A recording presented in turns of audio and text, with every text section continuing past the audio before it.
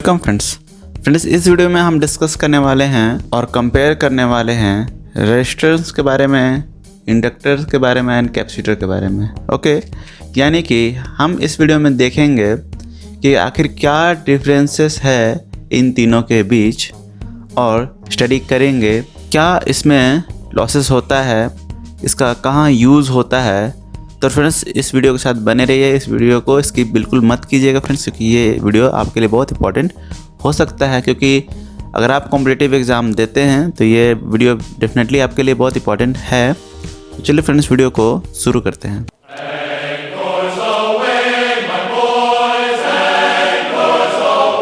Friends ये actually register का symbol है, ये इंडक्टर का सिंबल है और ये कैपेसिटर का सिंबल है, जैसा कि आप भली भांति जानते हैं इन चीज़ों को। ओके फ्रेंड्स, होता क्या है कि हम इसे बोलचाल की भाषा में रेजिस्टेंस बोलते हैं, लेकिन फ्रेंड्स ये रेजिस्टेंस नहीं होता है। ये जो सिंबल आप देख रहे हैं इसका मतलब है ये एक रेसिस्टर है। रेसिस्टर यानी कि रेजिस्टर जो कि विद्युत धारा का विरोध करता है, तो ये एक रेजिस्टर है। इंडक्टर जो कि अपने में कुछ एनर्जी स्टोर कर रखने की क्षमता रखता है। कैपेसिटर एज इट इज़ ये भी कुछ एनर्जी को स्टोर करने रखने की क्षमता रखता है। तो इसे हम क्या कहते हैं, ये एक्चुअली रेसिस्टर है। ठीक है, तो हम यहाँ पर लिख लेते हैं, है तो ये रेसिस्टर, लेकिन हम इसे कहते क्या है, रेसिस्टेंस, क्योंकि रेसिस्टेंस जो होता है रेसिस्टर की प्रॉपर्टी होती है, उसके गुण होते हैं।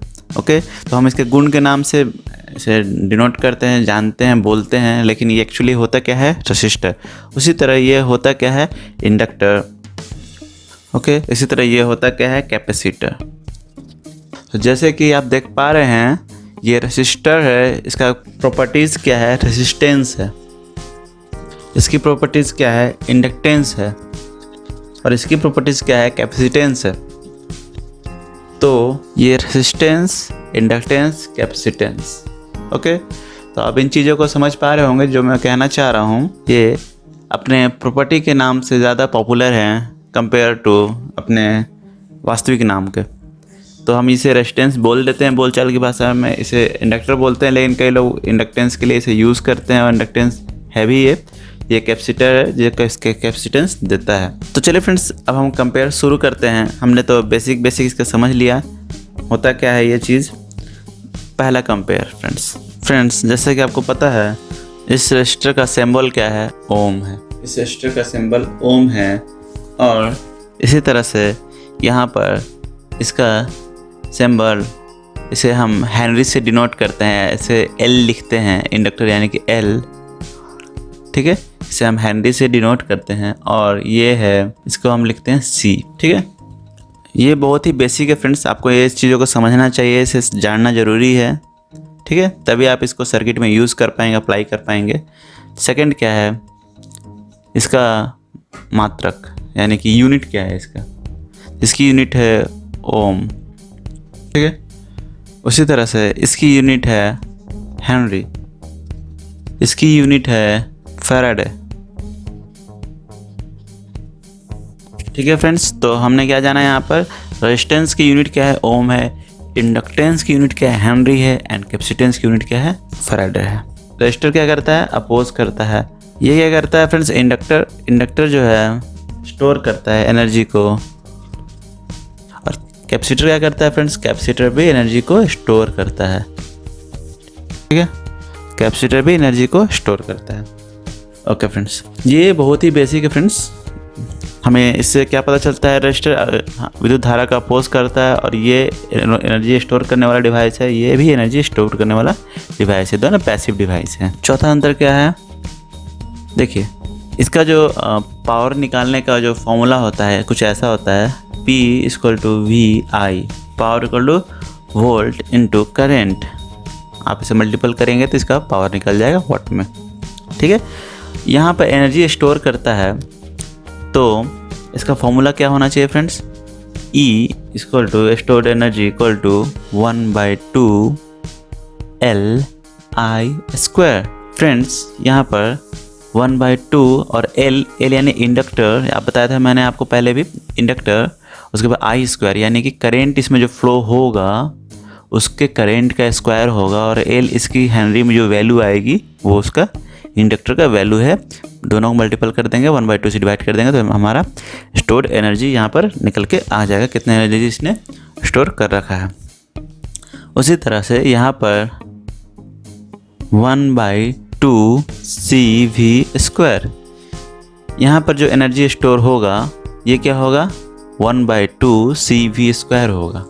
ठीक है, कैपेसिटर में जो एनर्जी स्टोर होगा 1/2 CV² होगा। ठीक है, सी यानी कि उसका कैपेसिटेंस कितना फैराडे आया वैल्यू, जैसे 10 माइक्रोफैराड, 5 माइक्रोफैराड। उसके बाद ये वोल्टेज जो इसके और इसके बीच हम जो अप्लाई करते हैं, इस प्लेट और इस प्लेट के बीच जो हम लोग वोल्टेज देते हैं वो वोल्टेज रह गया। ठीक है, नेक्स्ट है हमारा, अब आइए रजिस्टर पर करंट निकालने का क्या फॉर्मूला है इसमें, V/R। अगर R निकालना होगा तो उसी तरह, और R = V/I। देखिए R = V/I और I = V/R। हमने इसे इधर कर दिया, इसे इधर कर दिया। इसी तरह से यहाँ पर भी इंडक्टर है तो हम एक फॉर्मूला होता है V = L/dI/dt। ठीक है, तो अगर आपको L निकालना होगा सेम इसे क्रॉस कर देंगे, आपको L की वैल्यू मिल जाएगी। ठीक है, और इस तरह से यहाँ फॉर्मूला होता है C = Q/V और V = Q/C। उसी तरह आपको यहाँ V की वैल्यू निकालना होगा तो आप क्या लिखेंगे यहाँ पर, V = RI, और यहाँ कहते हैं V = L/dI/dt, और इसके यहाँ पर क्या है, V = Q/C। ठीक है, यानी कि इस केस में वोल्टेज जो है रेजिस्टेंस और करंट का मल्टीपल है। रेजिस्टेंस के केस में यहाँ इंडक्टर में वोल्टेज L हेनरी और change of current with respect to time के मल्टीपल में होगा, तो यहाँ पर आपको वोल्टेज देखने को मिलेगा। यहाँ पर आपको वोल्टेज जो होगा यहाँ पर आवेश यानी कि चार्ज के प्रोपोर्शनल है और C इसके कैपेसिटेंस के इन्वर्सली प्रोपोर्शनल है। ठीक है, और कुछ देखते हैं डिफरेंसेस यहाँ पर, जैसे कि एक चीज़ और मैं बताना चाहूँगा आपके इन्फॉर्मेशन के लिए। इसे रजिस्टर को हम हिंदी में प्रतिरोध बोलते हैं। क्या बोलते हैं फ्रेंड्स, प्रतिरोध। ठीक है, और इंडक्टर को हम क्या बोलते हैं हिंदी में, प्रेरक। उसी तरह से यहाँ पर कैपेसिटर को हम लोग बोलते हैं संधारित्र। ठीक है, तो हम लोग यहाँ बोलते हैं कैपेसिटर को संधारित्र।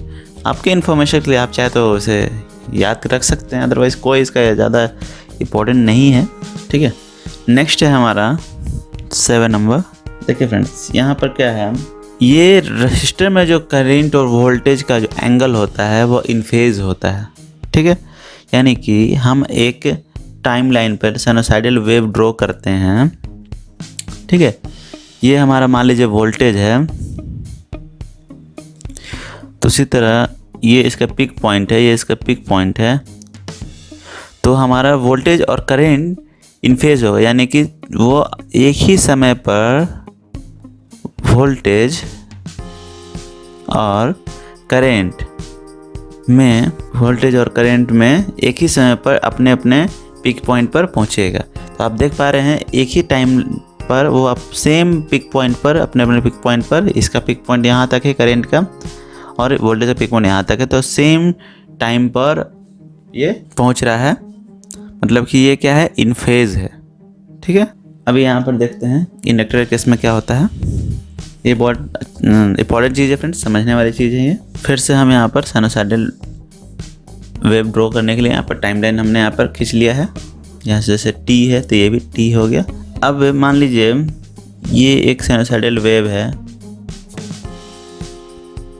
ठीक है, तो एक साइनोसाइडल वेव है और इसका पीक बिंदु ये है, इसका पीक बिंदु इधर का ये है। ठीक है, इंडक्टर के केस में क्या होता है फ्रेंड्स,